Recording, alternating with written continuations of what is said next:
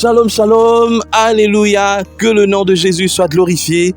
Bienvenue à une minute de prière de ce vendredi 26 avril 2024. Je bénis le Seigneur qui me donne la bonne santé grâce à vos prières. Je me sens vraiment bien aujourd'hui, en parfaite santé. Que le nom de Jésus soit glorifié. Mon frère, ma sœur, nous devons chaque jour remercier Dieu, même pour les petites choses que l'Éternel fait pour nous. N'oublions pas de remercier Dieu pour ce que nous considérons de petit. Mais sachez que ce que toi tu considères petit est grand pour quelqu'un d'autre. Par exemple, le simple fait de se réveiller le matin. Nous trouvons que c'est une habitude, mais non, il y en a beaucoup qui, la nuit, se posaient la question s'ils allaient se réveiller parce qu'ils avaient mal, ils étaient malades, sur un lit d'hôpital. Ils ne savaient même pas. D'autres avaient faim, rien à manger. Ils se disaient la nuit, je vais mourir. Mais Dieu t'a réveillé ce matin. En forme, tu dois le bénir, tu dois le glorifier. Bienvenue donc à une minute de prière de ce vendredi 26 avril 2024. Aujourd'hui, le Seigneur a mis en mon cœur le désir de partager avec vous ce passage de 1 Jean chapitre 2, le verset 20. Pour vous, vous avez reçu l'onction de la part de celui qui est saint et vous avez tous de la connaissance. Nous avons lu au nom de Jésus. L'onction. Le chrétien est celui qui a reçu l'onction de la part du Saint-Esprit. Et nous recevons cette onction lorsque nous donnons nos vies à Christ.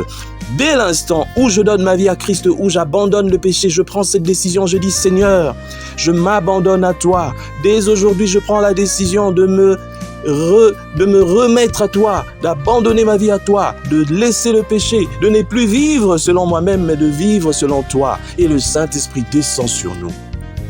Lorsque nous devenons chrétiens, nous sommes une nouvelle créature et le Saint-Esprit vient attester cela. Toujours dans 1 Jean au chapitre 2, bien sûr, le verset 27, on nous parle ici. Mais comme son onction vous enseigne toutes choses et qu'elle est véritable, ça veut dire que l'onction du Saint-Esprit nous apporte aussi la connaissance. Or, la Bible dit, mon peuple périt faute de connaissance. Lorsque tu as l'onction du Saint-Esprit, tu ne peux pas ou tu ne peux plus être ballotté à tout vent par des doctrines bizarres, par des gens qui viennent pour te tromper, parce que tout simplement, l'onction est en toi.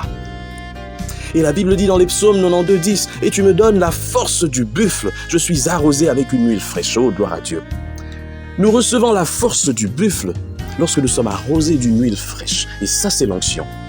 Lorsque un chrétien est rempli d'onction, il y a des combats qui sont gagnés directement. Lorsqu'un chrétien est rempli d'onction, les liens tombent à la manière de Gédéon. Il y a des liens de famille qui tombent. Il y a des autels qui ne peuvent plus être érigés. C'est-à-dire ces autels qui étaient érigés dans votre famille, où il y avait des dieux, je ne sais pas quoi. Parce que vos ancêtres ou vos parents aussi ont continué avec ces pratiques. Mais lorsque toi tu donnes ta vie à Christ, ce lien est coupé, il n'y a plus de lien. Il n'y a que le sang qui vous unit. Mais tout ce qui est spirituel est coupé. Voilà pourquoi j'ai toujours l'habitude de vous dire, chers frères et sœurs dans le Seigneur. Deux fois, il n'y a pas besoin de dire je coupe le lien. On le dit parce que tout simplement, on veut vraiment au fait, si je peux dire, c'est une manière pour nous-mêmes de se dire oui, c'est vraiment coupé. Mais en réalité, lorsqu'une personne est en Christ, tous les liens spirituels néfastes sont coupés. Si ton père, ta mère, tes grands-pères ou quoi adoraient d'autres dieux, avaient autre chose qui était au-dessus de la famille, un esprit, je ne sais pas quoi, tu n'es plus sous cet esprit. Mais malheureusement, puisque ce sont des choses spirituelles, cet esprit ne peut pas accepter de te laisser comme ça, de te perdre. Et tu seras pourchassé, tu seras traqué. Cet esprit ne te laissera pas. Voilà pourquoi il faut demeurer en Christ. Il faut demeurer en Christ afin que cet esprit ne puisse pas prendre cette opportunité de venir t'embêter, afin que cet esprit ne puisse pas essayer de chambouler ta vie.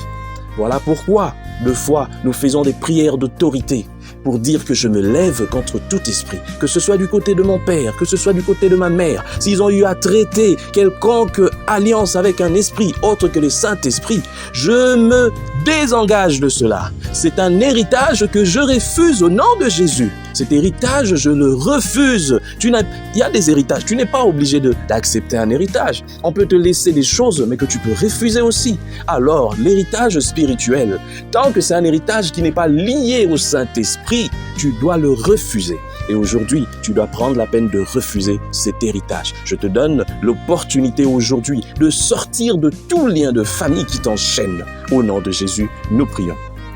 Seigneur, je viens à toi au nom puissant du Seigneur Jésus, avec ton peuple. Regarde ce peuple, Seigneur, qui ne savait pas mais qui a appris que lorsque nous sommes en Christ, il n'y a aucune condamnation sur nous. Mais lorsque nous sommes en Christ et que nos parents étaient soumis à un autre esprit que le Saint-Esprit, ces esprits ou cet esprit nous pourchassent parce que ces esprits nous revendiquent, nous réclament comme si nous leur appartenons à cause du lien de sang. Voilà pourquoi nous venons aujourd'hui. Je viens avec ce peuple, Seigneur, prier pour refuser l'héritage spirituel néfaste au nom de Jésus. Ce peuple, Seigneur, ne veut plus de l'héritage spirituel néfaste de leurs parents. S'il y a un quelconque parent qui avait fait des alliances spirituelles avec des esprits mauvais, avec des esprits de génération, avec des esprits de je ne sais pas quoi, de la coutume, de la tradition, qui sont autres que l'Esprit Saint de Dieu. Je viens, Seigneur, ensemble avec ton peuple, briser ces liens au nom de Jésus. Libère-les afin que, Seigneur, leur vie soit libérée. Et tout ce qui implique, Seigneur, ô éternel, mon Dieu, ces réclamations, tombe aujourd'hui au nom de Jésus-Christ. Amen. Mon frère, ma sœur, maintenant que tu es libéré, je vais te dire une chose. Tu dois marcher dans la crainte de Dieu, parce que ces esprits ne vont jamais te laisser tranquille. Mais ce qui est vrai, ils te feront la guerre, mais ils ne te vaincront pas, parce que l'Éternel des armées sera toujours avec toi. Sois béni au nom de Jésus. Chers frères et sœurs, dans le Seigneur, vous avez l'occasion de servir Dieu avec votre temps, avec votre intelligence, mais aussi avec vos moyens. Soutenez, restez unis dans 1 minute de prière chaque jour. Écrivez-nous, envoyez vos dons ici. Que Dieu vous bénisse.